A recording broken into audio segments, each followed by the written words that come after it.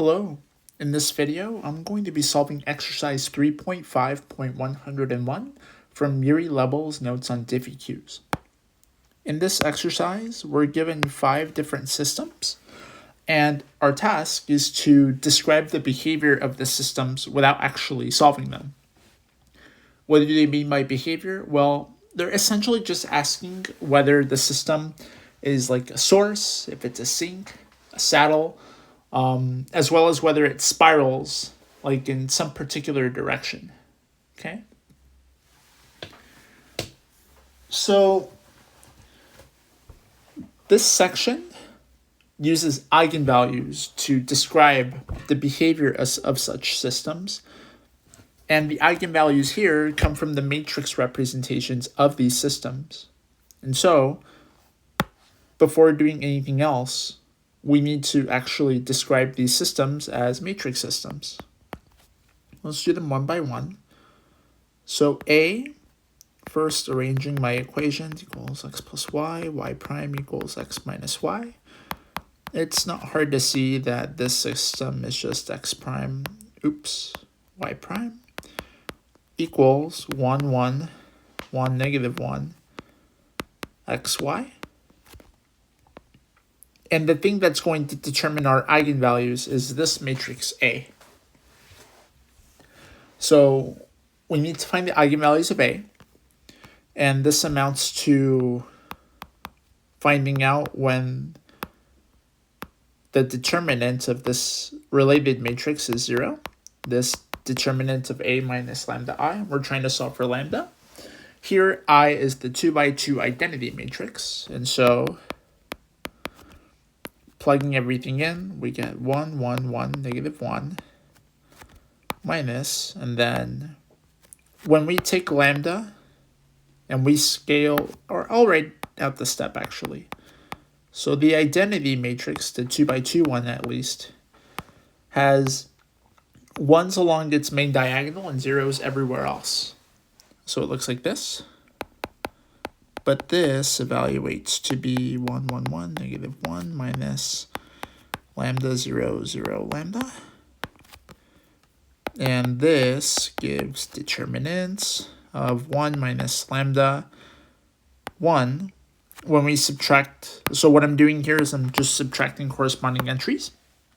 And when we do this, we get this matrix right here, negative 1 minus lambda.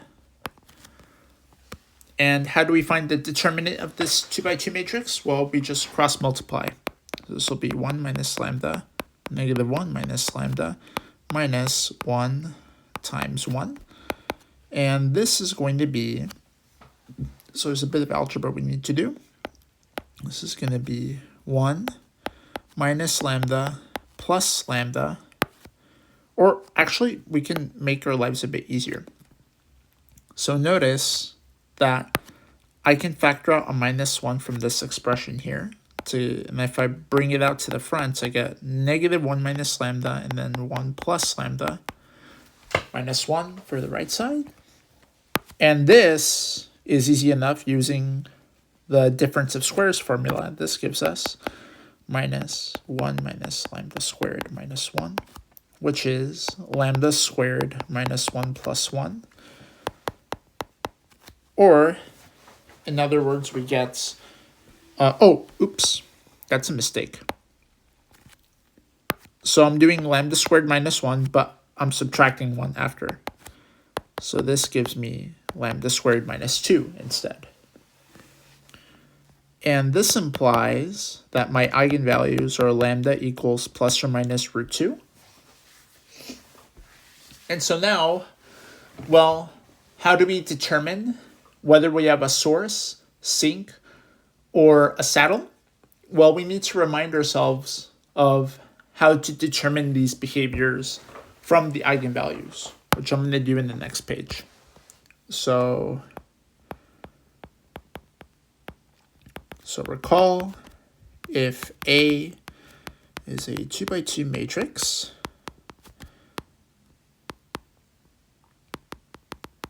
with distinct eigenvalues, and here it's important that the eigenvalues be distinct. let's call them lambda 1, lambda 2. Then a few things. One, if both eigenvalues are positive, we have a source. And what this looks like graphically is that if you draw some solution curves to your system, maybe something like this, they're always going to point out from the system. And you can kind of indicate this by drawing arrows. And actually, we're going to see this visually on Grapher in just a bit. That'll give us a better visual for what, like a source, sink, saddle, and elsewhere, what these things look like. So if both are positive, we have a source. If both are negative, then we have a sink. And finally, if one is positive and one is negative, and I guess I should add real eigenvalues for now. We'll talk about what happens with complex eigenvalues when we get to that bridge, which is in one of the problems for this exercise. So the last case for these real eigenvalues is when one is positive and the other is negative. We have a saddle point in this case.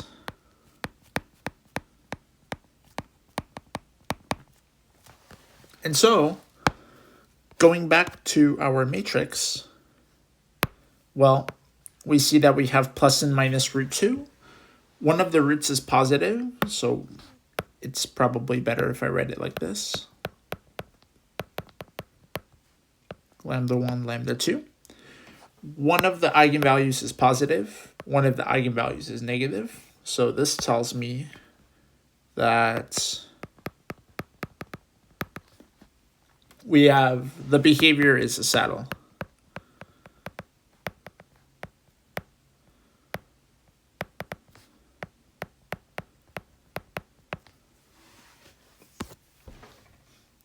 So in this case, we get a saddle. Nice. All right, let us now do part B, which is x1 prime equals x1 plus x2, and x2 prime is 2x2. And I'll even organize it over here so that it looks more like a grid. Okay, for this equation, we can already get our system, x1 prime, x2 prime equals 1, 1, 0, 2, x1, x2. And so this is our matrix A. Skipping ahead to calculating the eigenvalues, once again, we're solving this for lambda. Just evaluating the matrix here on the inside, we get 1 minus lambda, 1, 0, 2 minus lambda. And so this determinant is 1 minus lambda times 2 minus lambda. Note that we don't have to subtract anything from these cross terms because they just multiply the b0.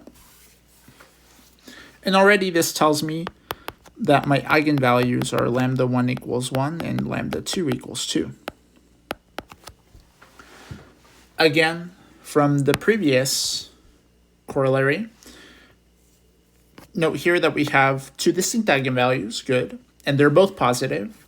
So from this first part, we're going to have a source in this system.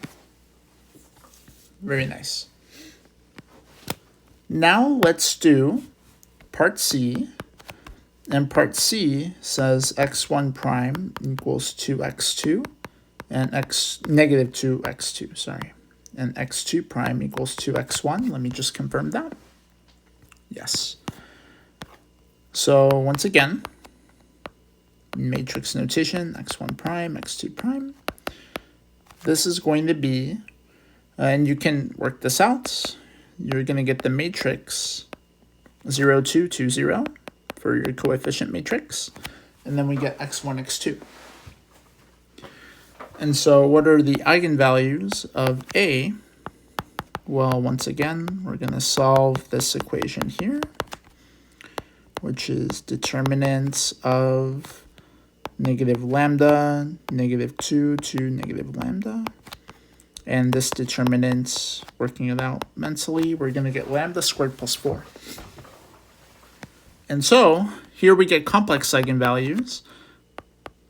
Lambda 1 equals 2i, and lambda 2 equals negative 2i. Or even better, I'll write this more compactly. So those are our two eigenvalues, but as we'll see in a bit, we only care about the real parts of our eigenvalues when determining what the behavior is going to be. And that behavior is described using what I wrote here in the next page. So suppose alpha plus or minus beta I are the eigenvalues of a matrix A. So alpha is my real parts and beta is my imaginary part. Then to determine how the system behaves, we only need to look at the real part. Specifically, if the real part alpha is positive, then we get a source that spirals outward. If alpha is negative, we get a sink instead that spirals inward. And finally, if alpha is 0, then we stay fixed in motion along an ellipse. Your book calls this kind of motion a center. So the book, or the notes, call this a center.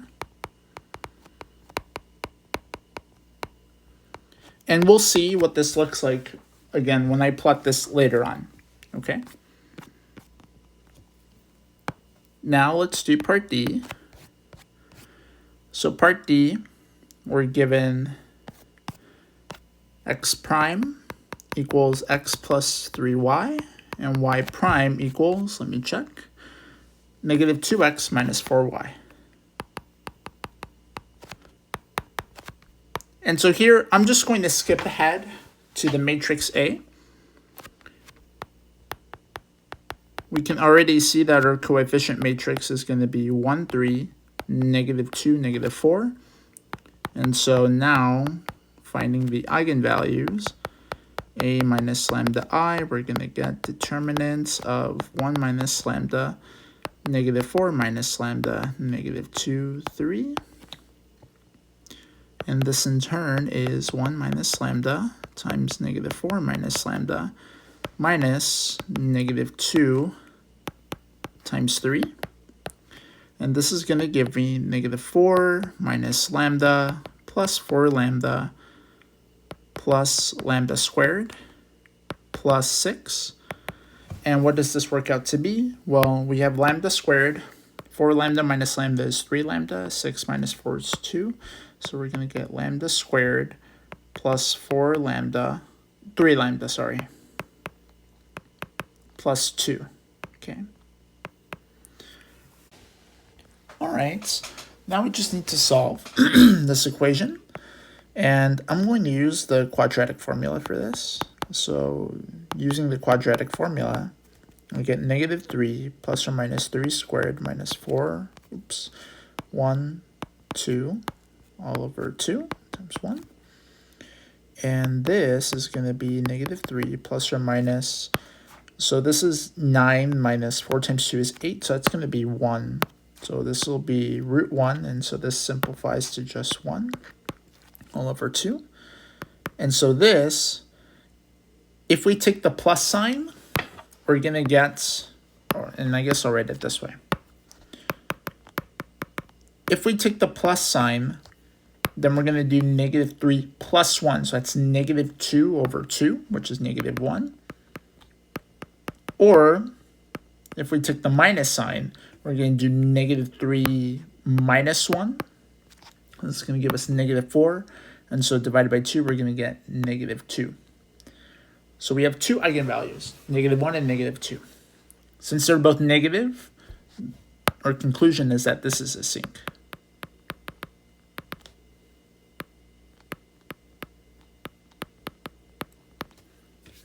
Again, because both eigenvalues are negative. And finally, we have the last parts, which, if you'll give me a sec, my pencil disconnected. There we go. Last part is part E. And this says x prime equals x minus 4y. And y prime equals, what does y prime equal? Negative 4x plus y. So here we get the matrix A equals 1, negative 4, negative 4, 1. And so then, doing our usual thing, we get this matrix here. 1 minus lambda, negative 4, negative 4, 1 minus lambda. And this in turn will be 1 minus lambda squared minus negative 4 squared. And it's worth pointing out that we can actually solve this without having to expand the left side here. How do we do that? Well, all of this is equal to 0, so if I just add 4 squared to both sides, I get 1 minus lambda squared equals 4 squared. And what do you know? The square roots cancel out, or the squares cancel out when I take square roots, and I get 1 minus lambda equals plus or minus 4. Therefore, and actually, let me take one step back. This will make it a bit nicer to present. So 1 minus lambda squared is the same thing as lambda minus 1 squared. This is just because the squaring function is even. And so this gives my two eigenvalues. Lambda 1 minus 1 should equal 4. Or I'll even write it this way. Lambda minus 1 has to be plus or minus 4. And so lambda is 1 plus or minus 4. So then my eigenvalues are lambda 1 equals, if we take the plus sign, we get 5. And the second value is when we take the minus sign, which is 1 minus 4, which is negative 3. So the two eigenvalues are 5 and negative 3. These have opposite sign.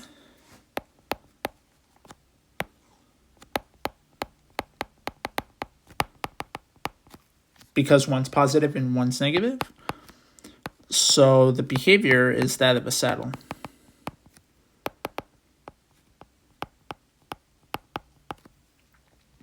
All right. Now let me jump over to my graphing tool, and I'm going to show how these systems look like visually and kind of explain where the names of source, sink, and saddle come from. Hello. So here we are in my graphing tool, and I'm going to use this to visualize the different vector fields that we had for our exercise. For those of you that are curious, this particular program is called Grapher, and it's native to the Mac. And so if you want to give this a shot on your own Mac, you're welcome to just follow the syntax I have here. So to generate these images, I use this Nabla letter, which you can find by going to this menu here, going to equation palettes, and then selecting, or it's delta, I guess, capital delta. And then you put a column vector xy, which again is in this menu right here. And then you set it equal to the same, another vector using the same button right here. But here you're going to enter in the equations for your ODE. So like you can think of this left side right here as being x prime, y prime. And then over here, we're just plugging in the equations for each component. And as we can see, we get this vector field here. And Notice how so we claimed in this example that this was a saddle point. And so notice how it kind of seems like it goes in some directions, it like goes towards the sink, or towards the center rather, but in other directions like points away. So like over here it points over here, and then over here in this area it like guides it, like roughly right here it guides it this way. But then over here it kind of gets guided away. And so what that's illustrating is just that fact that this is a saddle point here. Now let's move on to the other vector field. So let me turn off this one. Now we're going to move on to part B. So in part B, we had two positive eigenvalues, and so we are supposed to have a source, and we can see that to be reflected in how this vector field behaves. Notice how everything is being repelled away from the origin. And so the reason we call it a source is because if you think of all of these arrows as representing a fluid, then it almost gives the impression that there's like a source of fluid at the center, like there's fluid coming out of the center. Now for part C, what does part C look like? So we got two eigenvalues, plus and minus 2i here, and I said that we should be rotating along an ellipse, or as the book calls it, the behavior is a center. And what this means basically is that you're not going to go towards this, you're going to spiral, as is the case with whenever you have any complex eigenvalues. But when you have a center, when the eigenvalues are purely imaginary, you're not going to go towards the center nor away from the center. And so here we can see from this vector field plot that it kind of seems like wherever you start, you're bound to stay confined to the circle of that radius as time goes on. And honestly, it looks a lot cooler if, so I already put the density to the max, but we can tweak the arrow size here. And so then this kind of brings out the circles a bit more if we make it a bit smaller. Let's reset it here. Part D, we had two eigenvalues, both negative, and so that tells us that this is a sink. And so we can see this here because even though the vector fields are kind of moving around in this direction, eventually they're going to reach these axes here, and then they're just going to zip off into the center. And so we call this a sink because, as the name suggests, it's almost like there's a sink here. The water out here is flowing into the sink and being drained out at this point. And finally, we have part E, where we had one positive eigenvalue and one negative eigenvalue, so we're supposed to have a source. Let me turn down the vector size just a bit to make this a bit clearer. And so here we can see the similar behavior to what we observed with the first equation up here. So in some directions, it looks like we head towards the center, like right here. But then as we move in this direction or in this direction, we move away from the center. And so that's why we call it a saddle point. If you were to visualize like a surface with this as its gradient, then the surface would look like a saddle, hence the name saddle point. All right, that's it for this video. If there are any questions, please feel free to leave a comment. Otherwise, I will see you all in the next video.